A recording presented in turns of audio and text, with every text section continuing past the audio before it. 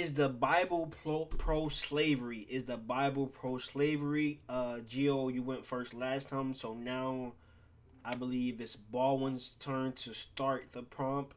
The prompt is the Bible pro-slavery? Baldwin, the table is yours. Okay, so technically, like Lux would have more notes about this. So I'm gonna let the table to him.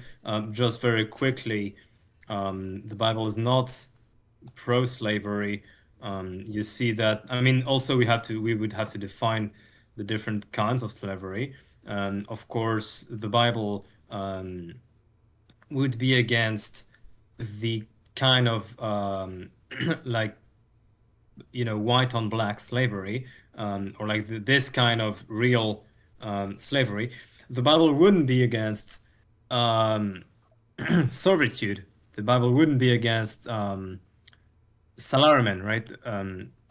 For example, paying someone, giving them housing, giving their whole family housing, and paying them to work for you, right? Seeing them as somebody of their own family. For example, when the Roman centurion comes to see Jesus, so that Jesus heals his son, it's actually we actually see this concept of family, because it's not his. I believe it's not his exact son. So yeah, we see that it's not. We have different kinds of slavery, and even like even historically, you have people like Frederick Douglass, I think, who is actually a black man, arguing like one of the when you see the abolitionist movement, they used uh, the Bible, right? And you could argue that the opposite side also used the Bible, but it would just mean that the Bible wouldn't be necessarily against slavery if you could use it for both sides. If like both usage could be, I mean, legitimate, right? You would have to show that the usage of the pro-slavery. No, you'd have to show that it was actually the right usage. I don't think that's actually what's happening. Looks? Baldwin, you want to add? No, I'm asking for Lux if you wanna. Oh, Yeah. So, I mean, oh, if you Lux, could bring up sorry. something no, no, no. If you could bring something specific, like a verse you wanted to address, sure. But I can just give a quick statement that might even clear the discussion between the even discuss. So first of all, we need Mhm. to define what slavery means, right? So most people, like societally speaking, in the 21st century, when we hear slavery, we have the transatlantic slave trades of the 1800s with people from Africa going to France, America to like start the construction of the nation and like killing them and beating them like on fields, etc., etc., etc. But when we look at scriptural contexted slavery, it is not even comparable. First of all, if we take it grammatically and literally, right? In the Septuagint, the word translated from Hebrew for slavery is doulos. But the word that was used in any historical book defining the transatlantic slave trade is sklavos. Also, doulos in Greek is someone who works under someone. So much so that in Greek, till this day, when we want to say I work for someone, we say δουλεύω για αυτόν. So literally the same word is used till this day. I don't think I'm a slave of anybody or anybody around me is a slave of somebody because we use the same word. And also when we take it contextually speaking, right? Back in the first century in Semitic countries, it was a really common trade even before the prophets and the law came that when someone, a rich man, lent it, money to a poor person, and that person could not repay them back financially speaking, they would offer physical work and manhandling to repay that debt for the contexted amount that satisfies the debt. And we can see that, first of all, we need to clarify that the Old Testament and the Old Law is not an absolute law, it's not a perfect law. It's an upgrade from the lawless society of the Hebrews and the Semitic people that shadows and is an economy of the upcoming and law of the New Testament, right? So in the Old Testament, you have, like, for example, re-instructions of Moses saying to people to treat their slaves and the slave masters to act in a specific way that's objectively superior and better for both the slave owner and the slave, which is an upgrade from the previous condition that pre-shadows the absolute which is to come. So slavery is a really easy to deal with topic. First of all, you need to clear it grammatically, and then look at it contextually on what was before, what is then, and what is to be after.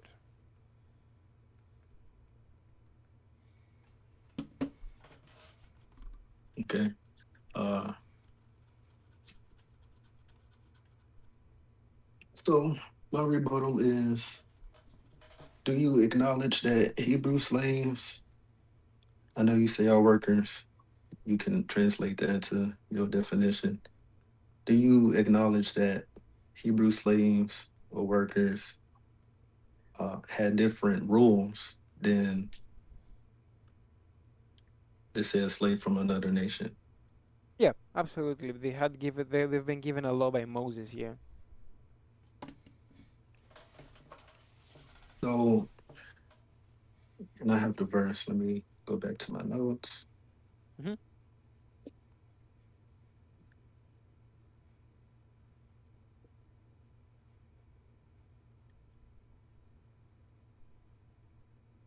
Okay. So in Deuteronomy, oh my gosh, my voice. Deuteronomy, I messed it up again. Oh, No my worries. apology. 15, 12, and 14. If any of your people, Hebrew men or women, sell themselves to you and serve you 6 years, and the seventh year you must let them go free. And when Hmm. you release them, do not send them away empty handed. Supply them liberally from your flock, your threshing floor, and your wine press. Give to them as the Lord your God has blessed you. So that is for Hebrew or women. Now, for foreign, they don't have that same privilege. And also, um, with Leviticus 25, your male and female slaves are to come from nations around you. From them, you may buy slaves. So in that verse, it doesn't, and reading above and under the verse, I was supposed to go all the way to 44, but I forgot to write all the way down. But with foreign slaves, they didn't have a choice. They were bought, purchased, which is considered chattel slavery. And I do understand, even when I was a Christian or even as a agnostic, I do understand that some were servants, some, had a debt that they had to pay, which is totally understandable. I'm not against that. But really, the prompt is just saying, is this in? Wait, hold on. I'm kind of going everywhere. I'm so sorry. No worries. The prompt is the Bible pro-slavery? Yeah, pro-slavery. Yeah. So So I don't think. essentially, I mean, Yeah. it Yeah. is pro-slavery. It gives, rules. It can be debated whether it's good or bad. But the question not really saying that. It's saying that, like, pro, like you an activist, like you're actively, you know, um, what's the word that I'm looking for?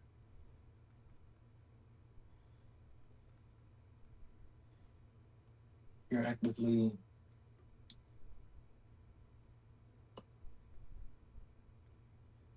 My mind is all over. I'm sorry, but basically, you get what I'm saying. Like Yeah, you're yeah, pro I that would you need disagree. that to be allowed. Yeah, I would disagree because in the sense that we mean pro, right? In our linguistic terms, pro is Uh-huh. someone that supports something. In the scriptures, even Right. in the verses you said, okay, first of all, we see the canonical law on how to treat the slaves.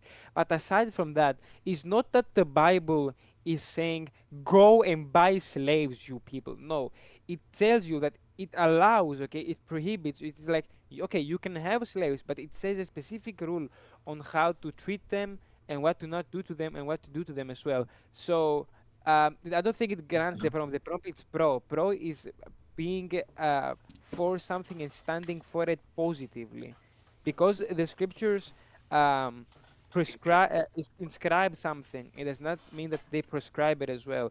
They give specific qualifications on how it should be done, how it should not be done, and if possible to be avoided as well.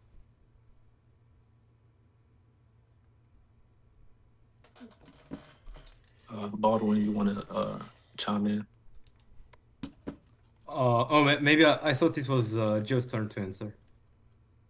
Oh, well, my rebuttal. I mean, I disagree with that because, I mean, if I'm against something, I'm not gonna give you rules on how to do it. It's. I I never don't said think it's we're against. gonna, huh? I never said it's against neither, but I said it's a lot because you tolerate something. Neither does it mean that you're against it, neither that you are pro something, because it's tolerated. And also, if you look at it from the objective and historical perspective, it is Mhm. tried to eliminate it slowly but surely. If you compare pre-Mosaic law Semitic slavery, that shit was worse than transatlantic slavery. Again, that's just the objective historical fact. So toleration does not entail prescription or pro in the sense of the prompt, in no way, shape, or form.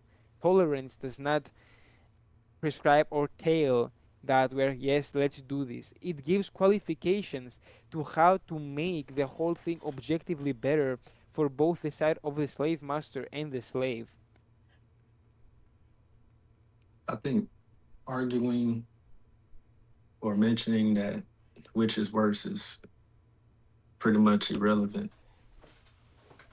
Um, yeah, I don't think we're gonna get to any like common ground on this. Not to just automatically just put down on your statement or your rebuttal, but um,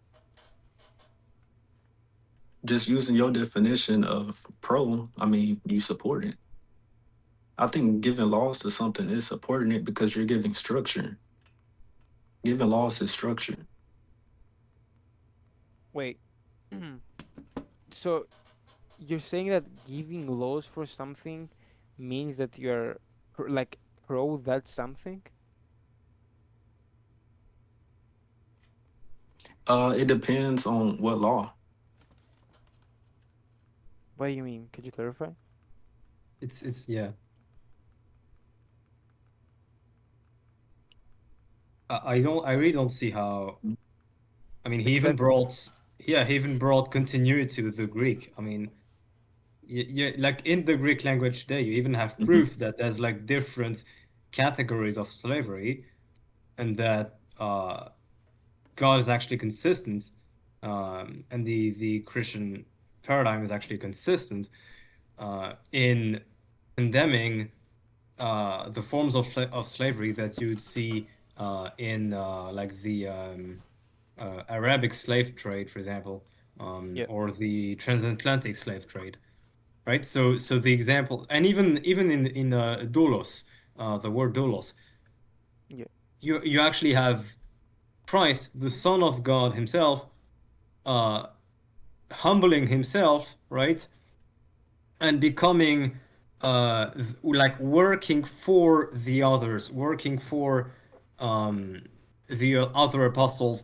washing their feet, working, humbling himself as the kind of king who humbles himself. There's Mhm. this position of doulos that's applied to the Son of God himself, in what we call the kenosis, the humbling, right? So that wouldn't actually be a bad thing to be a doulos if God himself became that thing, a servant, a servant. And aside from that, even in baptism still to this day in the Greek, we say βαφτίζεται ο δούλος του Θεού ή η δούλη του Θεού, meaning now they're being baptized, the doulos, I said, or the doulos, like female or male. And so, like, I gave you the contextual, like in linguistics, I gave you I Hebrew, understand. Hmm. yeah, history. So, like, those are the premises, right? Now, unless you can, like, provide a counter rebuttal or argument and, like, counter one of the premises, then the argument for the paradigm follows. I don't think you understanding the prompt, if I'm being honest. The prompt is pro-slavery. Whether you think it is good servitude or not, it's still slavery. No, no, wait, You because Not, I'm not. wait. do you agree? Look. Let me finish because I already know you thinking that I'm thinking of a different type of slavery, like the slave Atlantic trade. No, slavery in general, whether you think it's servitude or whatever you want to call it, he was still pro. He gave laws to it. That's what I'm saying. And also, when you give laws on how to beat them, and if they don't die in 1 or 2 days, it sounds pretty pro to me. If you Do you know? give, Do you know how let slave me trade finish. was I didn't before the cut you law? off. I didn't. I So, didn't finish. how about? And also looking at the. Are you familiar with Hagar? I might be saying her name wrong. Yeah. Yeah. So, are you familiar with the story in Genesis 6? Yep. If you read all of that. Mm-hmm. So, familiar with Sarah, she was infertile, so she couldn't bear kids. So, and she was married to Abraham. So Abraham, he wanted kids. No, she was not married to Abraham. Yeah, Abraham is was married to Sarah. Oh, you said Sarah or Hagar? I'm like stupid. No, no, no. I said Sarah. Oh, Sarah my is bad. married to Abraham. It's okay. Yeah, yeah, yeah, yeah, yeah. I agree. I agree. Yeah. So when reading that story, um, basically Abraham just marries Hagar. No choice in that. She didn't have a choice. And No, but that's a really bad point, her, though, because Abraham is before the laws or anything. And also, you need to keep in mind the Bible in itself, it's also a historical record. Just yeah, because something is inscribed, it does not mean it's also prescribed.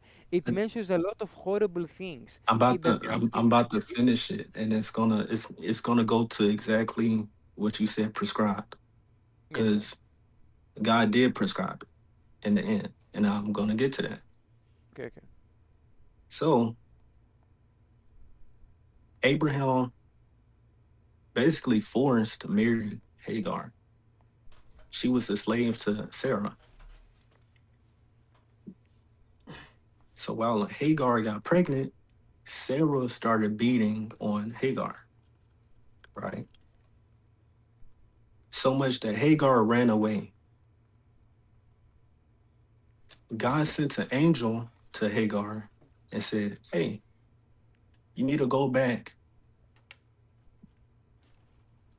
Even if you're getting beat, you need to go back, or I will curse you and your child. Your child will become I think it's her line. I think basically like a undisciplined or a bad child. Like it's going to grow up unruly.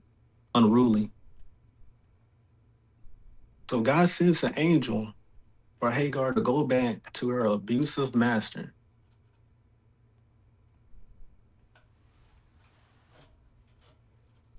That's permissing literally slavery. That's not a choice. That's not work. If your job did that, would you be cool with that? No, that's not good. That's slavery. Can Hagar just divorce him? No. She didn't Yeah. have a choice in marriage. Running away, God sent an angel to Hagar to go back. Okay. First of all, That's not a choice. That's nothing to do with debt, nothing to Uh, do with work. so can maybe allow you wanna yeah. So So God basically, did permit it, yeah. So literally. again, let's clarify. First of all, the text does not say that Hagar was married to Abraham. Sarah was. You said like three times that Hagar was. That's incorrect, according to. Abraham married Hagar and then impregnated her. He not no You married her. can read the story in Genesis he he, 6. he Can you didn't show me the verse that says he married her? he yeah yeah that's actually not true. Even Paul That makes the doesn't point make that yeah even that Paul doesn't makes make the point that actually is Hagar Can you, is the since you're illegitimate. giving a Yeah. rebuttal, can you pull up the yeah. verse? Yeah, You This have is because the this your rebuttal. wait, one sec, one sec. No, my burden doesn't have to be supported by a verse because right now you have the burden of proving the claim that you made three times that she's married, and that's not found in yeah scripture. So you're shifting the burden now. Second of all, first of all you said prescribing, okay? Because there is an instance within scripture that does the action, for example, of sending the angel there. First of all, you said there is no choice. Yes, there is a choice. The angel said go back or that will happen. There is a choice. Either that will happen, either that will happen. So the one having a higher weight than the other does not nullify the choice, okay? Because choice is just having the ability to choose within the given context. And also slavery and also pre-Mosaic law is not a fact of choice. And this is again before the Mosaic law of how slaves should be treated. You either were a slave because you were about to be a slave or because you had to pay a debt. So of course you cannot say to the guy you owe to, you know what, I don't wanna pay you, so I'm gonna leave. That's no, that's nonsensical. So the entire paradigm of that being an argument for pro-slavery doesn't even make sense. yeah. About The, one, do you the, want to add to that? I could. I mean, I could. Mhm. We see that in Romans 2, God does not show favoritism. That's a verbatim quote. Um, Mhm. and we also see that in First Peter, chapter 2, I don't remember the verses, but it says specifically that servants should submit to their masters, um, not only those who are like good, but Mhm. also those who are unreasonable. And it says that if anyone goes through pain, through like unjust pain, because he's conscious of God, he's gonna be rewarded. Because if you're beaten for doing wrong and you endure it, Mhm. then of course it's obvious you don't get the credit, right?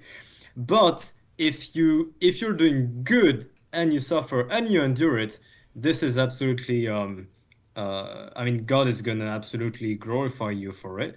But and he's gonna be just to the people that actually are unreasonable in that regard, right?